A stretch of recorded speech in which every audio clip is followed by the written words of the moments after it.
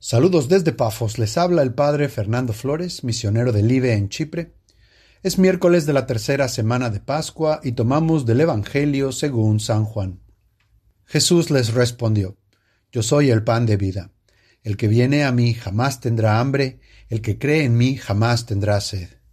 Pero ya les he dicho, ustedes me han visto y sin embargo no creen.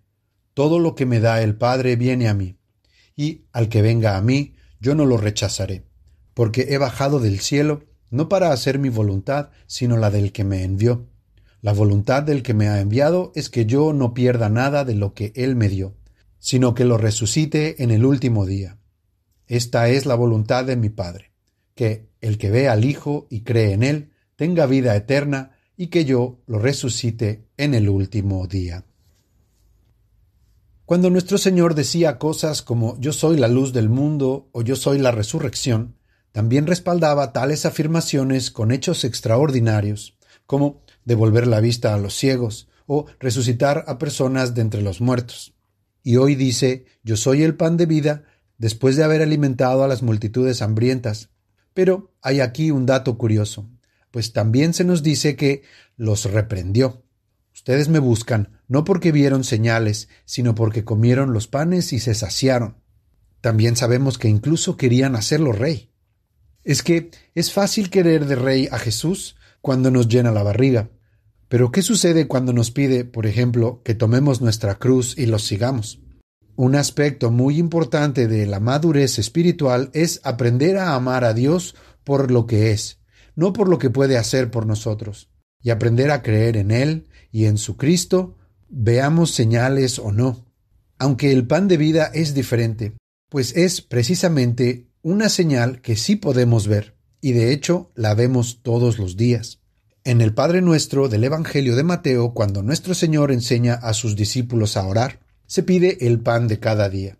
Pero el texto original no utiliza la palabra griega para diario, que sería imerision, sino que vemos una palabra nueva, epiousion, que significa más allá de la sustancia.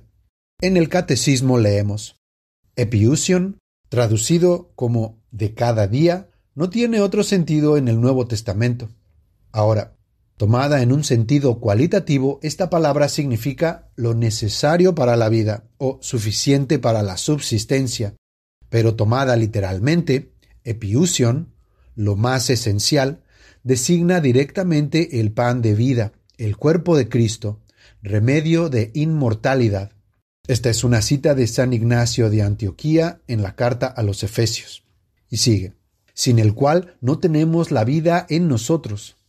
Y en un sentido celestial es claro que este día es el día del Señor, el festín del reino anticipado en la Eucaristía, en que pregustamos ya el reino venidero.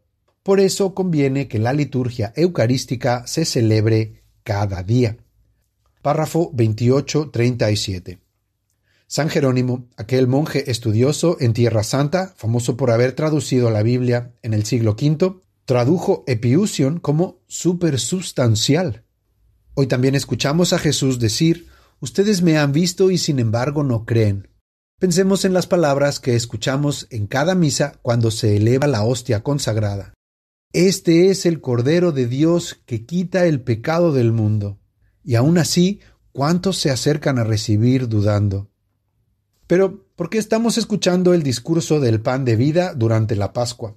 Hay ciertas indicaciones en las apariciones de Cristo resucitado que son como pistas que apuntan hacia la Eucaristía.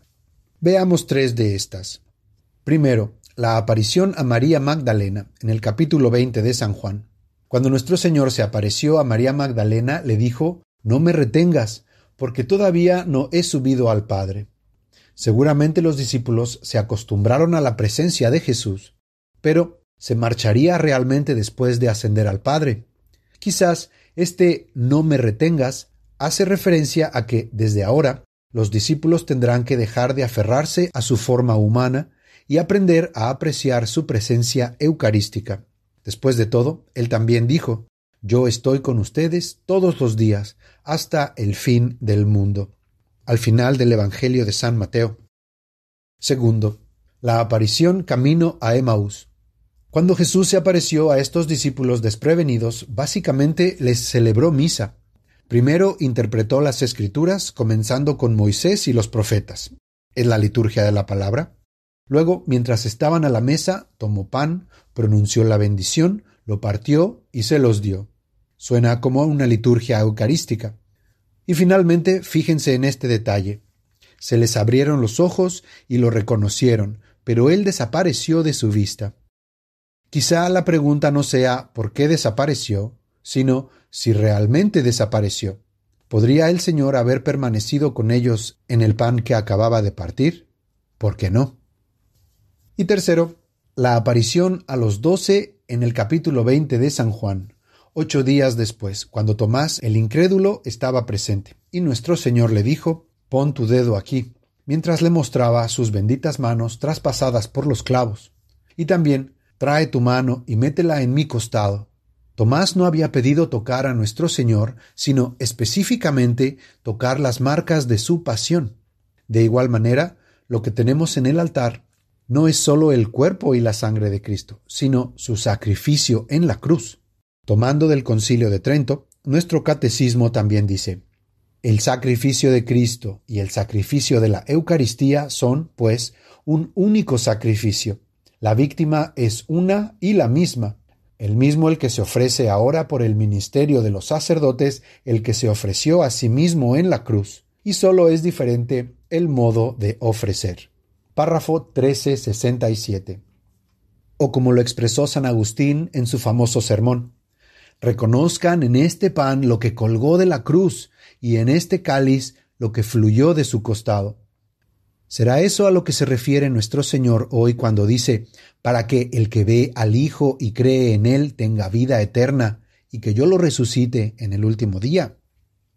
Ahora bien, hablando de las apariciones de Cristo resucitado y del pan de vida, no podemos olvidar a aquella de quien Cristo tomó carne. Cuando recibimos la Sagrada Eucaristía, estamos recibiendo el fruto bendito del vientre de María. El Nuevo Testamento no lo dice, pero muchos santos han creído y enseñado que Cristo resucitado se apareció primero a su Madre Dolorosa, lo cual tiene mucho sentido en primer lugar porque Jesús es un buen hijo y su madre lo vio morir en la cruz. Consideremos pues 7 maneras o modos en que María fue la primera, que bien podrían indicar que también fue la primera en ver a su hijo resucitado. Primero, María es la primera en santidad. En la Anunciación, el arcángel San Gabriel la llama quejaritomene, que literalmente se podría traducir como constantemente llena de gracia, un título que ni los ángeles se pueden adjudicar. De todas las criaturas del cielo y la tierra, María es a quien Dios más ama y quien más ama a Dios. Les recomiendo un libro muy bueno del arzobispo Fulton Sheen, El primer amor del mundo. Segundo, María fue la primera en recibir a nuestro Señor en el mundo, es decir, la primera en adorarlo, incluso desde que lo concibió, desde que el Verbo se hizo carne.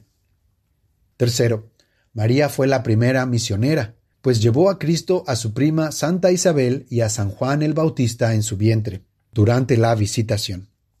Cuarto, María fue la primera en ver a Cristo, en su natividad, colocándolo en el pesebre para ser adorado.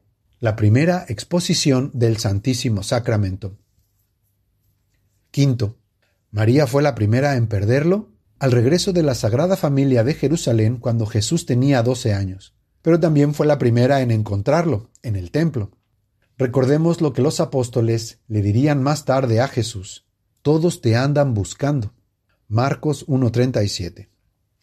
Sexto, María fue la primera en pedirle un milagro a Jesús, por lo menos en las Escrituras, cuando nuestro Señor se manifestó en Caná, convirtiendo el agua en vino, y los apóstoles comenzaron a creer en él. Y séptimo, María fue la primera en sufrimiento. La llamamos Reina de los Mártires no solo porque es la reina de quienes derramaron su sangre por Cristo, sino porque fue la que más sufrió, como nos enseña la devoción a sus 7 dolores.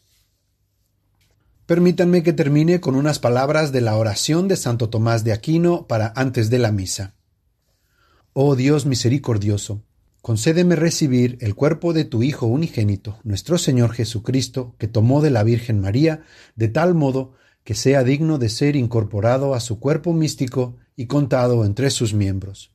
Oh Padre amorosísimo, concede que a este Hijo amado tuyo, a quien ahora recibo bajo un velo en este mundo, pueda contemplarlo cara a cara en el siguiente por toda la eternidad. Que nuestra Santísima Madre, la Virgen María, interceda por nosotros y nos obtenga esta gracia. Amén.